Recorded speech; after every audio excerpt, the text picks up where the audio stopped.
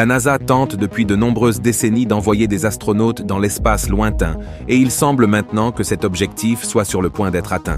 Ils ont testé de nombreuses expériences au fil des ans, et nombre d'entre elles ont échoué, mais certaines démontrent de plus en plus qu'elles pourraient nous aider à explorer l'espace de manière plus efficace. Au fur et à mesure que nous avançons, nous vous présenterons la chronologie des expériences entreprises par la NASA et comment ils ont finalement mis au point cette incroyable machine à vitesse lumière qui stupéfie tout le monde et en effraie certains. L'espace ouvre un monde de possibilités, et beaucoup de choses que nous croyons impossibles se révéleront possibles lorsque nous explorerons finalement les galaxies qui se trouvent au-delà. Cela rend les efforts continus de la NASA impressionnants, et beaucoup sont curieux de savoir comment ils font ce qu'ils font. Si vous êtes également curieux, rejoignez-nous alors que nous explorons comment la NASA construit le moteur impossible à vitesse lumière pour briser les lois de la physique. Le grand défi d'envoyer des humains dans l'espace est que l'espace lui-même est incroyablement vaste. C'est pourquoi les scientifiques ont créé le concept d'année-lumière pour les décrire. Une année-lumière définit la distance que la lumière peut parcourir en un an, environ 6 billions de milles ou 10 billions de kilomètres. Par exemple, la lumière met environ 1 seconde pour voyager de la Lune à nos yeux, donc la Lune est à une distance d'une seconde-lumière. En revanche, la lumière du Soleil met environ 8 minutes pour nous atteindre, rendant le Soleil à 8 minutes-lumière de nous. Alpha Centauri, le système d'étoiles le plus proche, est à 4,6 années-lumière, et les objets au-delà de notre système solaire peuvent être à des milliards d'années-lumière. C'est pourquoi, lorsque les astronomes observent des objets lointains, ils regardent essentiellement dans le passé. Les scientifiques essaient de comprendre comment voyager à une telle vitesse stupéfiante. SpaceX d'Elon Musk vise à coloniser Mars, mais le voyage prend plusieurs mois, voire près d'1 an, selon la position des planètes. Avec le voyage à la vitesse de la lumière, le trajet pourrait être fait en moins de 4 minutes. Cependant, pour aller plus vite, nous avons besoin de plus d'énergie cinétique, et il faut une énorme quantité d'énergie pour atteindre ne serait-ce qu'une petite fraction de la vitesse de la lumière. l'M-Drive en est un exemple.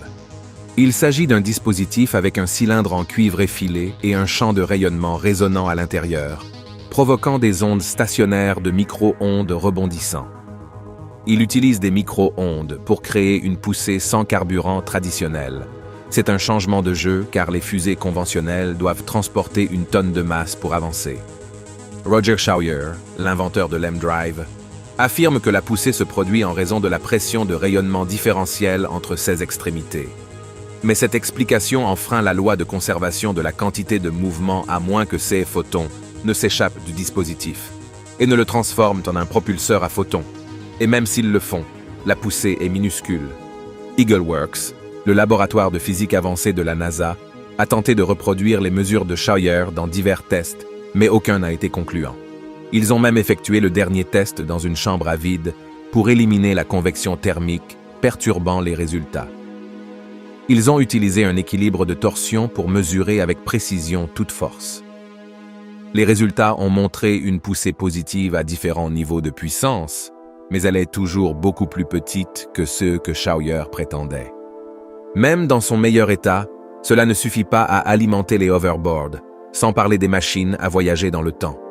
Cependant, cela pourrait être utile pour les voyages spatiaux à longue distance, car il élimine le besoin de propulseurs. De nombreux scientifiques restent également sceptiques quant aux capacités de l'M-Drive, et les tests suggèrent que les résultats positifs précédents étaient dus à des forces externes. Mais voici où cela devient intéressant. Le Warp Drive, un concept qui semblait de la science-fiction, a montré des promesses. Le docteur Eric Lentz, physicien expérimenté, travaille à le rendre réalité. Bien qu'il n'ait pas été le premier, son travail présente un potentiel. Le Warp Drive, s'il réussit, pourrait révolutionner notre compréhension de l'univers et des voyages spatiaux. En 1994, un mathématicien mexicain du nom de Miguel Alcubierre a suscité toute la discussion sur le Warp Drive avec sa proposition, aujourd'hui connu sous le nom de Alcubierre Warp Drive. Cependant, il est essentiel de se rappeler qu'Alcubierre n'avait pas l'intention de concevoir un système de propulsion de vaisseau spatial. Au lieu de cela, Il plongeait dans le domaine de la physique théorique et explorait les possibilités offertes par la théorie générale de la relativité d'Albert Einstein. Au début du XXe siècle, la théorie révolutionnaire d'Einstein introduisit l'idée que le tissu de l'espace et du temps n'est pas statique, mais peut se déformer et se plier en présence d'énergie et de matière. Ce concept révolutionnaire était un pilier fondamental de la physique moderne, modifiant fondamentalement notre compréhension de l'univers. Le génie d'Alcubierre résidait dans le fait de prendre ces concepts théoriques et de les pousser à leurs limites. Il se demandait s'il était possible de manipuler l'espace-temps pour faciliter les voyages plus rapides que la lumière, créant essentiellement un raccourci à travers le cosmos. Son cadre théorique impliquait la création d'une bulle ou d'un champ de déformation de l'espace autour d'un vaisseau spatial, à l'intérieur duquel l'espace-temps se déformerait de manière spécifique. Ce champ de déformation comprimerait l'espace derrière le vaisseau spatial tout en l'expansant devant, générant un effet de propulsion sans nécessité de propulsion de fusée conventionnelle. C'était comme s'il avait trouvé un moyen de voyager sur une vague de courbure de l'espace-temps. Ce qui rendait le travail d'Alcubierre si révolutionnaire, ce n'était pas seulement l'audace de l'idée, mais aussi le fait que c'était une solution légitime aux équations de champ d'Einstein, la fondation mathématique de la relativité générale. En essence, c'était une interprétation valide de la théorie, même si elle reposait sur des concepts hypothétiques tels que la matière exotique avec une densité d'énergie négative. La proposition d'Alcubierre a ouvert la porte à des discussions sur la possibilité de voyager plus rapidement que la lumière, un concept qui était depuis longtemps l'apanage de la science-fiction. Son travail a attiré l'attention à la fois de la communauté scientifique et des amateurs de science-fiction, entraînant des discussions et des débats approfondis. L'un des plus grands obstacles est la nécessité de matière exotique avec une densité d'énergie négative. Cette matière exotique est cruciale pour créer la bulle de déformation, permettant aux vaisseaux spatiaux de voyager à la vitesse de distorsion. Cependant, la matière exotique reste purement théorique et n'a jamais été observée dans le monde naturel. De plus, les exigences énergétiques d'un warp drive sont astronomiques, littéralement. Les calculs originaux d'Alcubierre suggéraient qu'il faudrait plus d'énergie que l'univers observable entier ne contient pour propulser même un vaisseau spatial de taille modérée. Bien que des études ultérieures aient tenté de réduire cette exigence énergétique, elle est restée loin d'être pratique. Une autre énigme est la question de la causalité et des paradoxes. Les warp drives ont le potentiel de créer des courbes temporelles fermées, conduisant à des paradoxes de voyage dans le temps tels que le paradoxe du grand-père. Résoudre. Ces paradoxes posent un défi significatif. Cependant, des développements récents ont ravivé l'espoir pour les warp drives au milieu de ces défis. Les chercheurs du laboratoire de propulsion avancée de la physique appliquée ont proposé un nouveau modèle de warp drive physique. Contrairement au concept précédent qui reposait sur de l'énergie négative ou de la matière exotique, ce modèle utilise le comportement des bulles d'espace-temps pour réaliser un voyage semblable au warp, comme déjà mentionné. Au cours des années suivantes, des études ultérieures ont cherché à affiner et à résoudre certains défis posés par le warp drive d'Alcubierre, tels que les énormes besoins énergétiques et les paradoxes liés au voyage dans le temps. Les scientifiques et les théoriciens ont lutté avec les implications théoriques, explorant si un tel système de propulsion pourrait jamais devenir une réalité. Les fusées chimiques, bien qu'efficaces, peuvent sembler un peu primitives lorsque vous les décomposez. Vous chargez des tonnes de carburant, liquide ou solide, ajoutez un comburant, mettez le tout en feu et laissez les gaz explosifs fournir la poussée nécessaire pour envoyer votre fusée dans la direction opposée. Cependant, elles sont inefficaces. La Falcon Heavy, par exemple, est un monstre pesant 550 tonnes métriques. Elle transporte près de 400 tonnes de carburant et de comburant. Le premier étage brûle pendant une courte période de 162 secondes et le second dure 397 secondes. Au total, c'est environ 9,5 minutes de temps de combustion.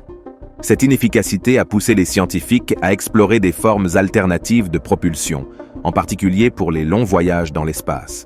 Cependant, La proposition d'Alcubierre nous a aidé à faire des progrès dans le développement de concepts tels que les moteurs ioniques et les warp drive. L'une des solutions les plus prometteuses jusqu'à présent est le propulseur ionique. Ces moteurs ioniques sont relativement lents mais incroyablement économes en carburant, ce qui en fait une bonne option pour diverses missions spatiales. Alors que les fusées chimiques les plus efficaces expulsent des gaz chauds à environ 5 km/s, les moteurs ioniques les propulsent à une vitesse fulgurante de 90 km/s. Cette vitesse plus élevée se traduit par une accélération beaucoup plus efficace. Alors que les meilleures fusées chimiques fonctionnent à environ 35% d'efficacité, les moteurs ioniques atteignent une impressionnante efficacité de 90%. Ces moteurs peuvent fonctionner pendant des jours, des semaines, voire des mois, accélérant sans relâche bien après que les fusées chimiques auraient épuisé leur carburant. Ainsi, une fois au-delà du puits de gravité d'une planète, ils deviennent des outils incroyablement efficaces pour effectuer des changements dramatiques de vitesse. La NASA et d'autres agences spatiales ont adopté les moteurs ioniques avec un grand succès dans diverses missions, bien qu'elles recherchent toujours de meilleures options. Elles ont bricolé avec ce concept de propulseur pendant des décennies, mais ont initialement hésité à l'utiliser dans des missions actives en raison des risques potentiels. Tout cela a changé avec la mission Deep Space 1 de la NASA, lancée en 1998. Ce vaisseau spatial était un ensemble de technologies audacieuses, comprenant des électroniques à faible puissance, des matrices de concentration solaire, des instruments scientifiques et un système de propulsion électrique solaire. Le moteur a fonctionné pendant de longues périodes, lui permettant d'observer de près des astéroïdes, des comètes et même Mars. S'appuyant sur les succès de Deep Space 1, la mission Dawn de la NASA l'a porté à un niveau supérieur, avec 3 moteurs ioniques redondants. Ces moteurs ont permis au vaisseau spatial d'orbiter l'astéroïde Vesta, de recueillir des données, puis de rompre l'orbite et de se diriger vers l'astéroïde Cérès pour encore plus d'exploration. Étonnamment, il pourrait encore rester du carburant pour d'autres visites d'astéroïdes. Pour vous donner une idée de leur accélération, Dawn peut passer de 0 à 100 km/h en seulement 4 jours de poussée continue. Les propulseurs ioniques ont également joué des rôles dans diverses autres missions. La sonde SMART 1 de l'ESA les a utilisés pour passer de l'orbite terrestre à l'orbite lunaire, et la sonde japonaise Hayabusa s'est appuyée sur des moteurs ioniques. Ces moteurs ont même été soumis à des tests rigoureux sur Terre, où ils ont fonctionné en continu pendant plus de 5 ans.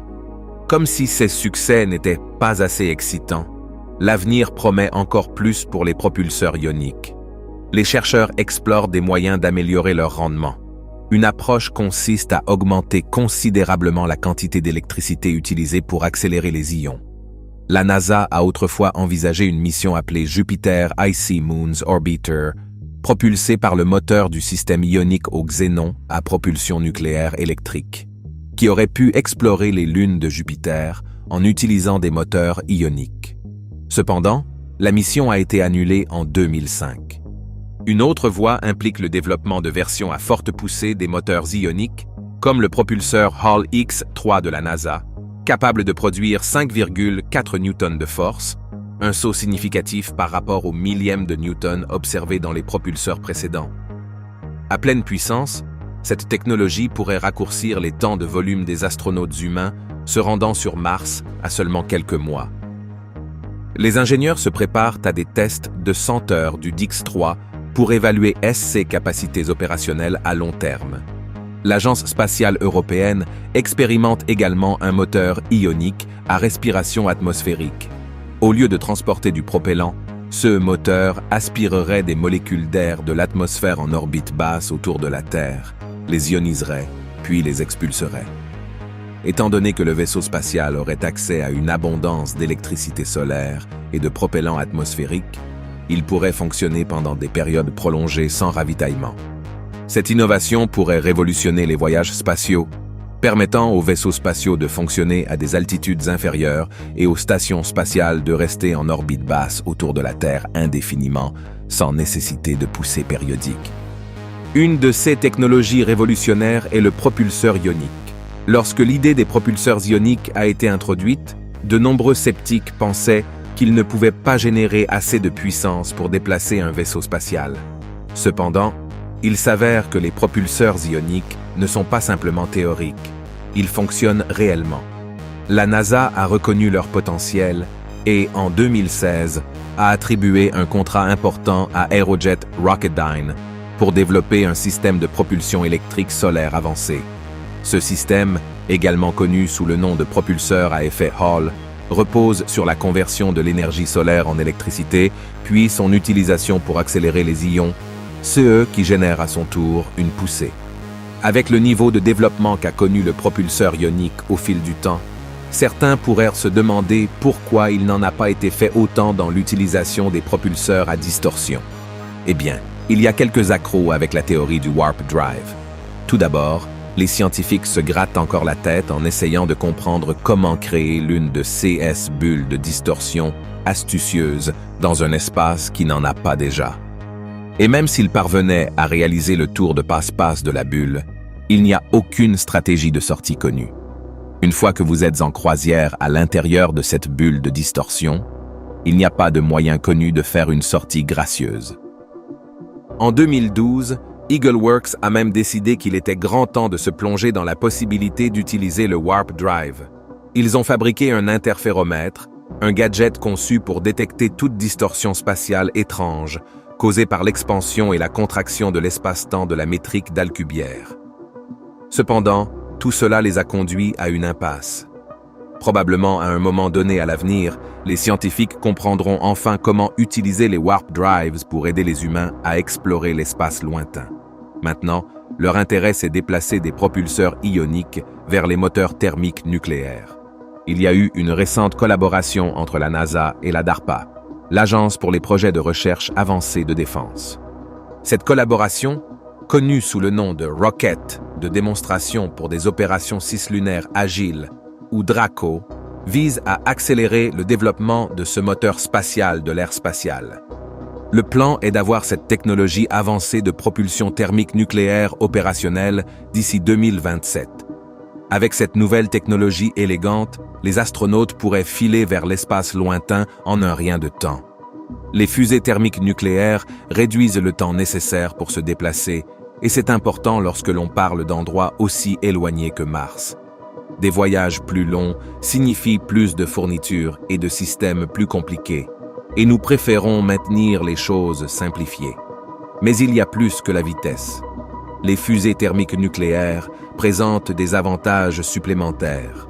Elles augmentent la capacité des charges utiles scientifiques et donnent plus de puissance aux instruments et systèmes de communication. Au cœur de ces fusées se trouve un réacteur à fission qui génère des températures incroyablement élevées. Cette chaleur est ensuite transférée à un propulseur liquide spécial. Lorsque le propulseur est libéré à travers une buse, il se dilate et jaillit, propulsant le vaisseau spatial en avant. C'est une manière high-tech d'obtenir une propulsion et peut-être 3 fois plus efficace que les méthodes chimiques conventionnelles. Le domaine spatial est plus critique que jamais, impactant tout, du commerce à la découverte scientifique et à la sécurité nationale. Ces avancées dans la technologie spatiale, grâce au programme de fusée thermique nucléaire DRACO, faciliteront le transport de matériaux vers la Lune et éventuellement des humains vers Mars, de manière plus efficace et plus rapide. Il est important de noter que la dernière fois que les États-Unis ont effectué des tests de moteurs de fusée thermique nucléaire remonte à plus de 50 ans. Cette collaboration marque une avancée significative dans la technologie nucléaire spatiale. Les récents progrès dans les matériaux aérospatiaux et l'ingénierie ouvrent la voie à une nouvelle ère, préparant le terrain pour une économie Terre-Lune. Mais la collaboration ne s'arrête pas là. La NASA, le département de l'énergie, DOE et l'industrie travaillent sur diverses initiatives pour exploiter l'énergie nucléaire dans l'exploration spatiale. Ils développent des concepts de centrales nucléaires pouvant être utilisées sur la Lune et sur Mars. Ces efforts font partie d'un plan plus large visant à améliorer les performances des moteurs et à soutenir les objectifs d'exploration spatiale à longue distance.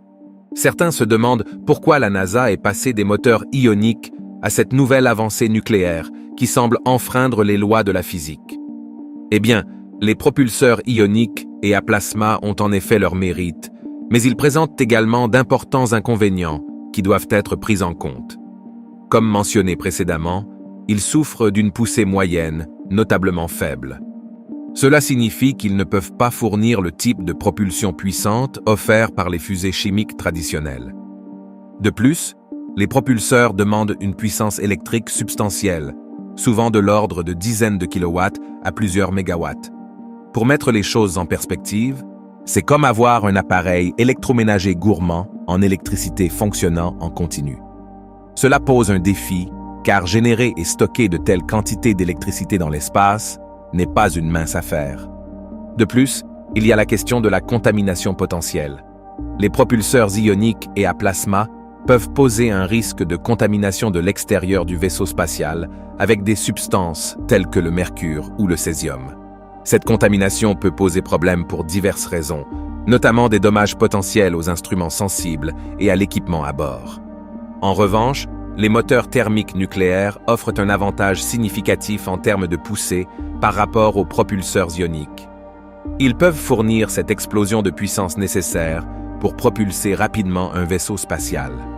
Lorsque l'hydrogène, notamment l'hydrogène liquide ou LH2, est utilisé comme propulseur, ces moteurs présentent une impulsion spécifique plus élevée et une vitesse d'éjection plus grande que les fusées chimiques traditionnelles. Cela se traduit par une efficacité améliorée, car le vaisseau spatial peut parcourir plus de distance en utilisant moins de carburant.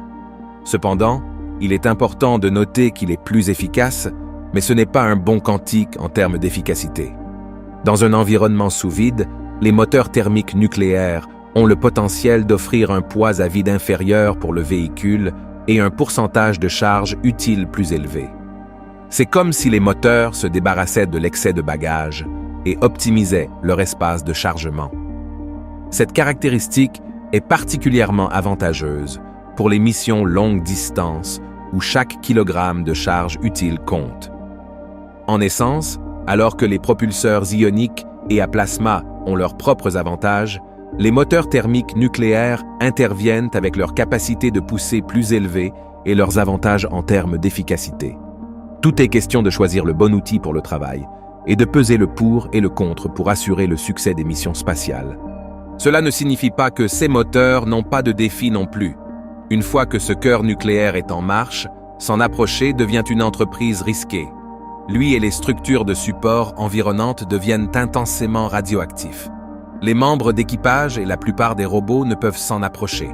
Ils doivent maintenir une distance sûre de plusieurs centaines de mètres, ce qui ajoute au poids total et à la complexité du vaisseau spatial. Au-delà de cela, ce moteur de fusée pose d'autres problèmes, mais les scientifiques continuent de travailler pour l'améliorer. La collaboration entre la NASA et la DARPA vise à rendre les missions spatiales plus efficaces et à ouvrir la voie à une nouvelle ère de l'exploration spatiale. Merci de nous avoir suivis. Si vous avez apprécié cette vidéo, cliquez sur le lien apparaissant à l'écran en ce moment. Il vous conduira vers une autre de nos vidéos intéressantes. À bientôt là-bas.